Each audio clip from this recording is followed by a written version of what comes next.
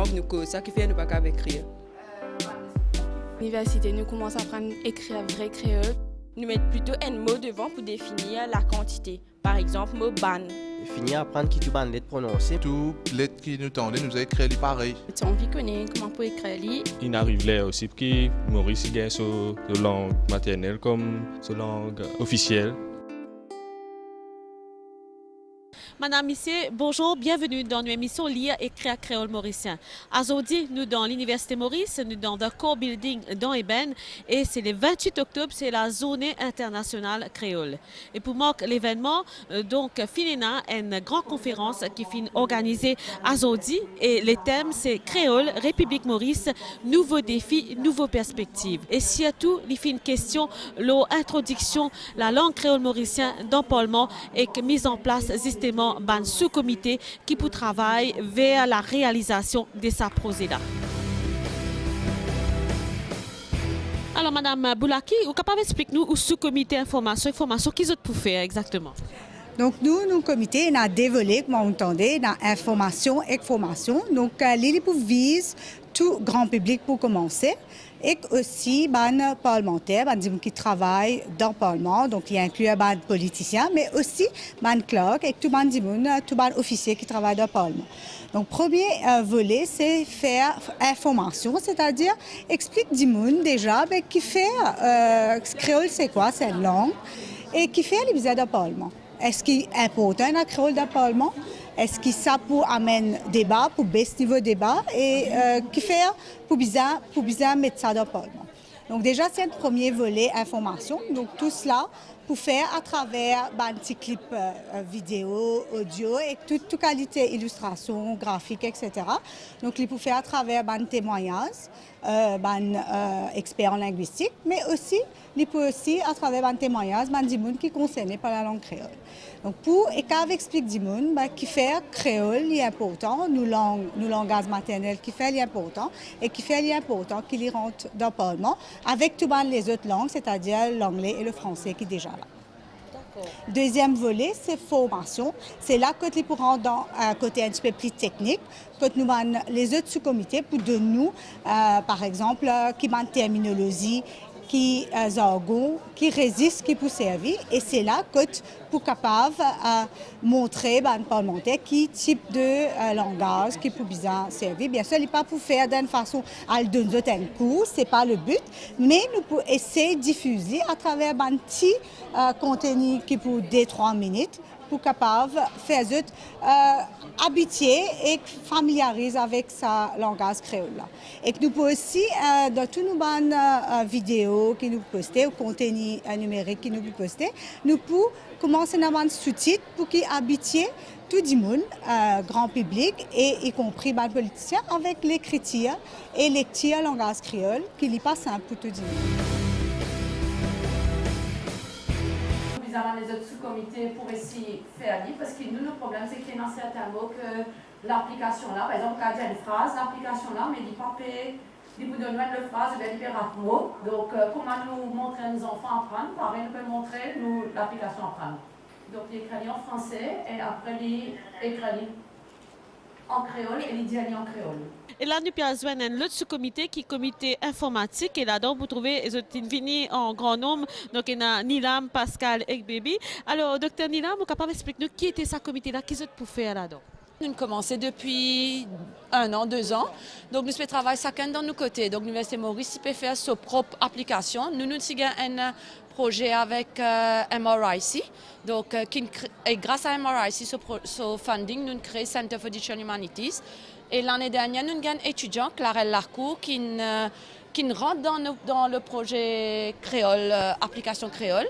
Et c'est là qu'il aide nous. En fait, c'est lui qui fait le plus gros travail. Il aide nous à créer l'application créole.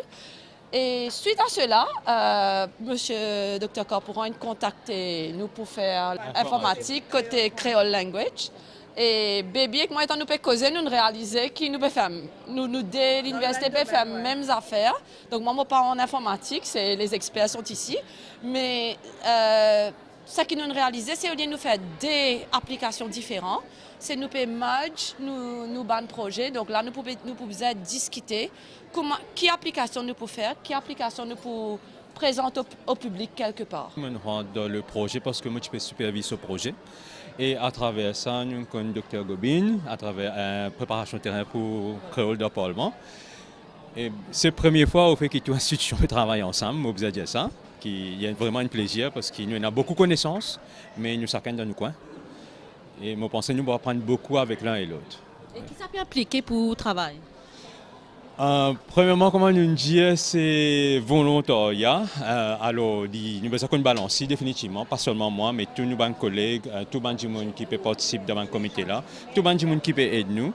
Ce n'est pas facile, car confirmé par des collègues, mais il y a plus une passion avec un plaisir. Alors, nous pouvons essayer de balancer, nous la vie professionnelle, nous la vie personnelle, nous le comité, mais définitivement, nous pouvons finir le projet là, ça c'est. Et projet là, il demande beaucoup parce que c'est l'informatique, côté na tout ban ansort, ban outils numériques pour bien traduire. Exactement. Au fait, nous commençons à l'Université de Maurice depuis 2 ans pour essayer de perfectionner sa recognition de ban mots à travers qui nous regarde audio. Et nous travaillons le ban modèle, nous améliorons ce ban modèle là. Mais quand nous travaillons dans un petit corpus, un petit domaine. Là, ce domaine qui nous peut causer là, c'est créole de parlement. Il implique texte, ban paroles, ban mots qui viennent de différents domaines. Alors, il est beaucoup plus challenging. Et là, il peut aussi inclure développer un modèle qui est capable éventuellement et dans les autres langues comme anglais, français, et il peut reconnaître tous ces différents modèles là. Alors, nous avons une question que nous l'étendons pour build ce modèle là. Nous avons nos corpus qui l'équipe les sous-comités de travail, et aussi nous avons une infrastructure. Mais heureusement, nous là en ce moment en termes d'infrastructure IT, ça nous permet de débrouiller, mais le plus grand travail reste à vraiment développer sa corpus là. Ça veut dire nous besoin aller en audio, tout ce qui est en anglais là, on peut traduire, on mettre en audio et en texte. Et là nous build un modèle qui est basé sur l'artificial intelligence, c'est un AI modèle qui peut faire un mapping de speech au texte là. Mais si nous pas gagnons ça à la base, il n'est pas possible de faire ça système de transcription. Et ce qui vous fait ça projet là, c'est une base de ce que les autres pays font dans le même cas, ou bien c'est la première fois qu'il peut faire un projet sa qualité là dans le monde. Dans le Canada, nous disons qu'il y a un peuple autochtone qui s'appelle Inuktitut qui réussit à faire un lexique parlementaire Inuktitut. Donc, nous connaissons que le Canada, c'est un pays qui est essentiellement bilingue, anglais-français. Et ça peuple-là, il fait un démarche pour reconnaissance et valorisation de langage. Et donc, il y a un registre parlementaire en 3 langages, donc anglais, français, inuktitut. Donc, ça nous permet de nous quand même réfléchir, si un peuple autochtone, parce que c'est quand même un peuple minoritaire dans le Canada, qui réussit à faire un travail, ça l'envergure là, pour réussir à un lexique parlementaire. Maurice, que créole causé par majorité du monde et qui comprend par majorité du monde, ce n'est pas un nom minoritaire dans le cas précis. Donc oui, absolument, c'est ce qui nous encore plus, comment dire ça, encourage-nous pour dire nous que le travail est absolument possible. Nous ne pouvons pas dire qu'il est facile, nous pouvons dire qu'il est possible et dans sa potentialité là. Premièrement, vous pensez que nous allons apprendre des pays subsides de l'océan Indien aussi. Par exemple, si je fais une élection, nous connaissons le Parlement que sont créoles. Il est vrai, on va revisiter dans un système de codage, comment on peut dire, mais il a déjà existé dans nos régions. Alors, ce que nous allons faire, c'est nous apprendre de ça. Nous avons déjà avancé au niveau écriture, au niveau syntaxe, au niveau des langues, parce que depuis assez longtemps que vous avez fait ça. Et nous allons apprendre les œufs, ça c'est un, parce que les œufs proches, c'est extrêmement proche avec le Mauricien. Et là, nous pouvons continuer une série interview de tous les responsables de sous-comité. Et là, nous avons à côté de nous Dr Béatrice Antonio-Françoise. Alors, Béatrice, bonjour. Alors, où est responsable d'un sous-comité terminologie? Absolument. Donc, nous groupe les travail dans la partie terminologique. Donc, quand nous peut dire terminologique, c'est tout bon mot qui fait partie registre parlementaire, qui fait partie donc ça discours parlementaire là. Et donc dans le premier temps, comment nous l'expliquer tout à l'heure là, notre premier travail c'était identification de corpus, donc qui est oral ou écrit, donc comment ban Hansard, ban vidéo parlementaire qui est online, etc.